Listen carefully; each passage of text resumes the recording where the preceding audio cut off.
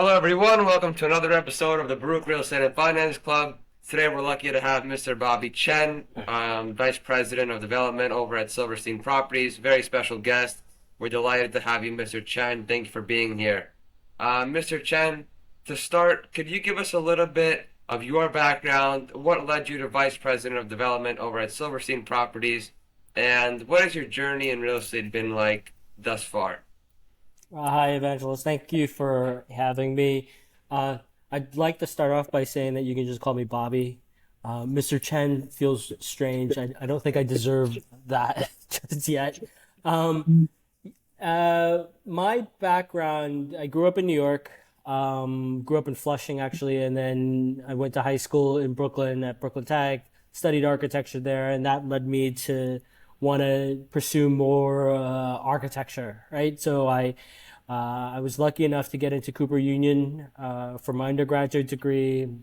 While I was pursuing my undergraduate degree at Cooper, I quickly realized that I needed to shift gears, not so much because I didn't like architecture, but because I didn't think I was cut out for being an architect. I think there were just more demands from it that just and the pay scale, everything just led me down a different path. I decided I wanted to pursue construction management. I was able to get a position at Bovis Lend in their tech services department early on in my career, straight out of college. It was graduated in 2001. At the same time, I was working my first job at Bovis. I decided I wanted to go pursue graduate school at Baruch. Got my MBA while I was working my first job at Bovis, working CM stuff. Got a couple years, a couple projects under my belt on the GCCM side, and then was able to transition to the ownership side at Silverstein Development back in 2009, 2008, 2009. We did hit a bump in the road there with the financial crisis and the Lehman Brothers crash, so I got laid off. Went back to the GC side, worked for Tishman, and then when Silverstein wanted to start back up on the project in Lower Manhattan, it was a Four Seasons hotel and a condo. I was able to go back onto that project in 2012, and I've been there ever since.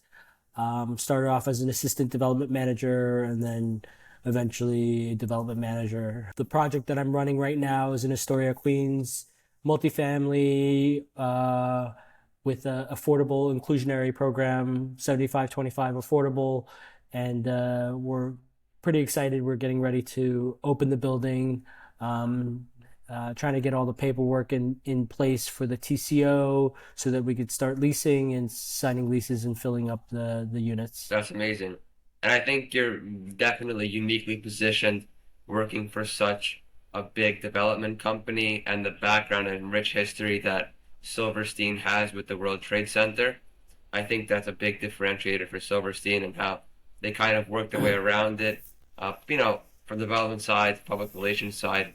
Kind of shifting gears and following up on your career path, you mentioned that you had a background in architecture, you went to Cooper Union, but for those of the viewers who don't understand, can you kind of give a outline of what your day-to-day looks like? You mentioned that you're working on a project in Astoria. What are some of the responsibilities in your position that students can look forward to working as a development manager? Yeah, absolutely. I think a lot of people who look at development as the key component to building real estate, the development process is actually uh, you're basically playing quarterback to a team of people to bring you through the project process and how a development manager manages that project process. It starts when acquisitions has finalized the deal, you get the green light to go, and it's handed over to the development manager. They first take on the role of the pro forma, dissecting the budget and getting it more detailed. And with that, you need to start reaching out and finding consultants to fill in all of the budget positions. So you'll go out with an RFP to hire an architect. You'll go out to RFP for the engineering team, mechanical, structural, all the MEP, FP, mechanical, electrical, fire protection services, and plumbing. Then you've got all other consultants. Sometimes there could be as many as 20 consultants. You've got acoustical consultants, fitness consultants, pool consultants, fountain consultants, landscape engine architects, waterproofing consultants. You can streamline this by funneling it all through the architect, or you could individually bid all this work out depending on the scale of the project, depending on the resources you have on the development side. You also have to bring in a key construction management consultant to do the pre-con. So they'll be pricing out the work as you go through the design. Once you've awarded the architect, given them a contract, you're going to start the design process, which usually takes 12 months. And in order to give them the contract, as a development manager, you're also playing the role of, legal liaison. You're talking to the architect's attorney team, their contract team, and then you're talking to your legal team and your lawyers, trying to negotiate those contracts with the GC and all the design consultants as well as the architect. Design goes 12 months, goes through concept, schematic, design development, and construction documentation. While you're doing this design, you're meeting with the principals, you're meeting with the leadership team, going through the aesthetics, trying to figure out zoning. This is for a fully entitled site, so that's, you're taking out ULURP, you're not rezoning, you're just building as of right. You'll walk through the design with everyone, get everyone's blessing, everyone's sign off, and then you start to price up for a GMP.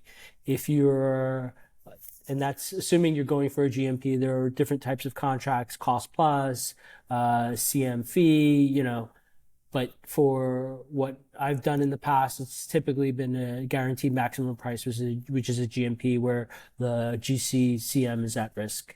They guarantee the schedule and the cost based on the design documents that you contract to. We tried at Silverstein, we tried to do 100% CD GMPs. This way you take out the most of the design risk, you reduce your contingency.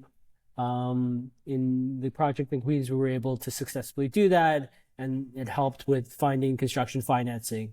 So we start to march down the process to fine tune the GMP. At the same time, you're going out to market, you're finding financing, you're finding a lender, you make sure all your equity is in line in case you need to find a mezz lender to fill the gap on the capital stack. You'll do that. At the same time, you're reporting on a monthly basis to the leadership team, to the equity partners. You're updating your pro forma along the way. You're updating all your assumptions, and you get to closing. Sometimes you would have started construction, sometimes you don't, depending on how much equity you're spending and what the burn rate is. In Astoria at the Hearthstone, we had a deadline to meet with the 421A expiring, so we had to start foundations. So we were able to fund that with equity through foundations. So we were able to start and let out one contract without having a GMP signed. So we had a foundation-only subcontract released, started foundations. We did demo before that, started foundations. At the same time, we were finalizing the GMP and getting construction financing. And then you have 2 years of construction. You're watching over the subcontractors, you're doing all the awards, you make sure all the details are fine-tuned, you're talking back and forth with the architect and the design team on RFIs, you're resolving design issues, and then you're starting to gear up for the marketing. Probably about 6 to 9 months out, you're starting to talk to branding agencies, figuring out what kind of launch you're going to do, and then start to do renderings, floor plan renderings, marketing campaigns, and putting all of that together in anticipation for launching at a certain date, that you have in mind. You also have to hire a property manager and start to talk to asset management. You're transitioning as the project gets closer to completion. You're going to manage the handover process with the asset management team and the property manager, start to make sure that you hire staff, doormen, porters, supers. All those people need to be brought in, and training needs to be done on all the equipment. So you're coordinating between the GC and the property management team, and then they start to handle the pro forma updates as you transition to revenue flow. We also have a retail component. We're out to market on the retail, trying to fill the voids, find cafes, supermarkets, things that can benefit the residential component of it. You're looking for a third party operator for the parking. You're starting to negotiate maintenance contracts for the next year or two for the elevator equipment, for the plumbing, mechanical equipment.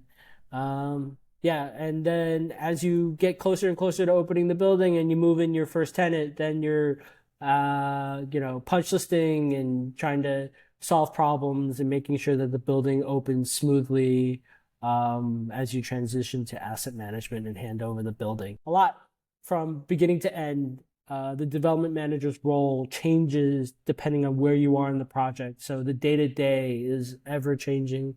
We Project managers and development managers tend to plan out 90% of the day, but only 10% of it goes according to plan because you're always interrupted with, small fire drills and emergencies that you have to take care of. And that was super insightful. We appreciate you walking all the steps from concept to completion.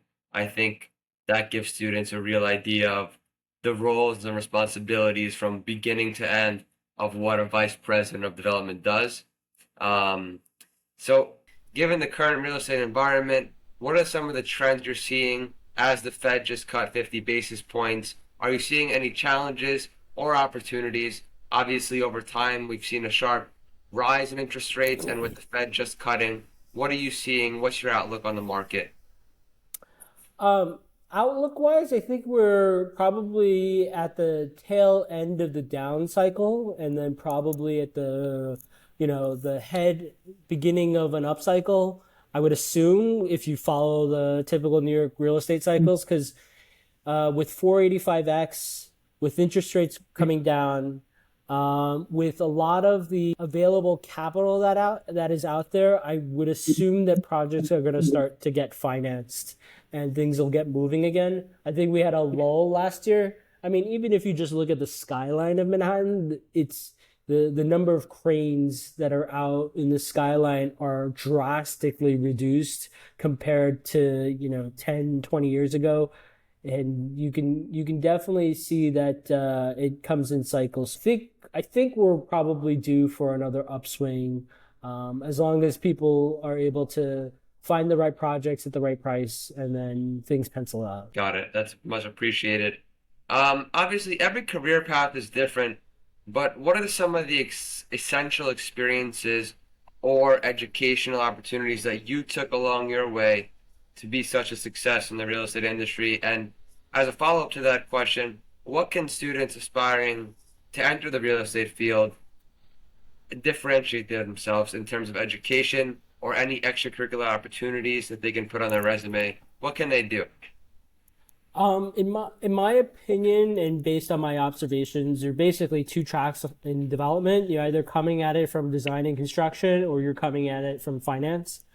Either one eventually leads you to the path of development. Those that have the design and construction experience, either working for an architecture firm or working for a GCCM, I feel like have a lot more knowledge about how projects come together, what it takes for the nuts and bolts, what it means to what they've seen projects go through from initial inception to final completion. They have a little bit more grit to them. They feel confident when they're walking a job site. They aren't afraid to back. They're not going to back down when going toe to toe, nose to nose against some of the subcontractors out there, and are a little bit more financially savvy when it comes to negotiating deals. Those coming at it from the finance background also have like a different edge to them. They're able to talk about cap rates. They're able to talk about price per square foot on the lease. They understand net versus gross. There's a little bit more of a savvy to them when it comes to talking about numbers on a deal. But definitely they're greener when it comes to flipping through a set of floor plans and understanding, how an apartment should lay out. So I feel like the best combination of the two skills is where you'll find the most success. If you're able to be exposed to both ends of it, either working for a GC for a little bit, coming out of business school, or going to business school after working in construction, right? Either one will either paths, as long as you are able to find opportunities on both sides of that, can lead you to a successful development management career. Of course. And obviously, Baruch being primarily a business school with a predominant focus on finance majors, do you think students would have a good opportunity, having a finance major and maybe doing an internship working for an architecture firm? Does that sound like a promising idea to gain both skill sets? I would say instead of an internship with an architecture firm, I would look for internships at construction management firms. A lot of them need like cost control people that can help them sort through change orders, put put down estimates on an Excel spreadsheet, things like that, and evaluating change orders because a project a project that's a couple $100 million could have as many as a couple hundred change orders at the end of it. So someone to keep track of that cost control, I think, is a benefit to any job site, and I think that their GCs are the easy ones to go after because a lot of their expenses are covered by the job cost. So as long as there's a project out there, they can find a spot on it, just walking the job, and then get billed back to the owner. Got it. And to lighten up the conversation a little bit, outside of your professional job, what do you like to do for fun? How do you celebrate your successes? And when a project is complete, do you go golfing? What do you do, Mr. Chen? Yeah, I definitely have my hobbies. I think the other advice I usually give to people who are coming straight out of school is I had a couple of critical mentors along the way in my career. Not always mentors that were in the industry, but just older people that I could look up to that have already established their careers. And one advice that I typically give is that you should find something that you're good at doing that you can earn money at and maximize your worth by doing so, but separating that from where you find joy, right? So I keep my hobbies, my pleasures separate from my work. I work to live and I don't live to work. So a lot of my personal enjoyments are completely detracted from what I do for a living, and I will go snowboarding in the winter. I have an annual trip that I organize with a bunch of families out to Whistler to go skiing and snowboarding. I do enjoy a round of golf whenever I could get one in, and then a couple of other recreational things. I do organize a monthly basketball game. I also play in a recreational ultimate frisbee league in the summer and the spring. And then I also try to find time to get on my bike. If I can't get out on my bike to hit the road in good weather, then riding indoors. Definitely. I think that's important. Well, it's important to maintain professionalism within your job. It's kind of keep it separate from your recreational activities, whether it be organizing a basketball game or a golf outing.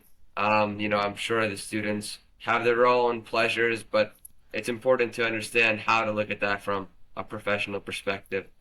And let me just add, I think what COVID did, what did come out of the pandemic and COVID was a lot of people reevaluating their work-life balance, and I think that's important for a lot of people, and I think important for organizations to look at as well.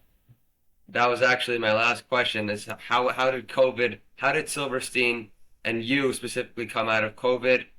Did things come out for the better, the worse, and how has it affected you today? I think COVID was a challenge. Just like any other cycle in real estate, it definitely was a down cycle during COVID, a lot of uncertainty. But we were able to get this project in Queens, Astoria, Hearthstone, Astoria, off the ground during COVID. So we did design during COVID, and we did, sign the GMP at the tail end of the pandemic. So we were definitely active, and I think I was lucky to be on a project during that time because not everyone was as fortunate.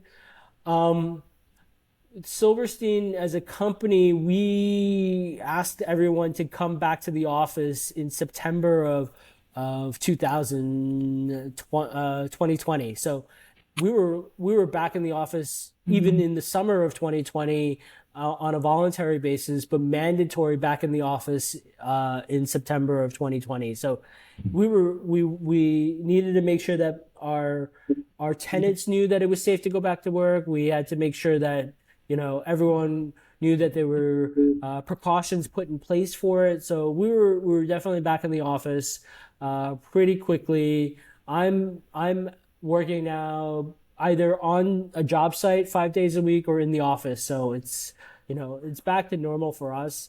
I think um, the real estate industry, specifically on the construction and development side, you kind of have to be on the job site. You can't like hide from it. You won't see the issues, you won't see the problems, you won't see how to solve for certain things unless you're actually in place on site and looking at the actual problems and issues. You have no sense of construction schedule or timing or when things will get delivered or what issues there are on a job site unless you're actually physically there. Definitely, definitely. We appreciate all your insights today. It's been great learning from your experience, and I'm sure our listeners will enjoy listening and re-listening to it as you have so much professional experience in this industry. We appreciate your time, and we look forward to hopefully future conversations, Mr. Chen. Evangelist, thank you very much. It was a pleasure being on with you, and I wish everyone the best success in their future careers. Thank you. This was Real Estate Podcast number 2, Real Estate and Finance Club. Enjoy.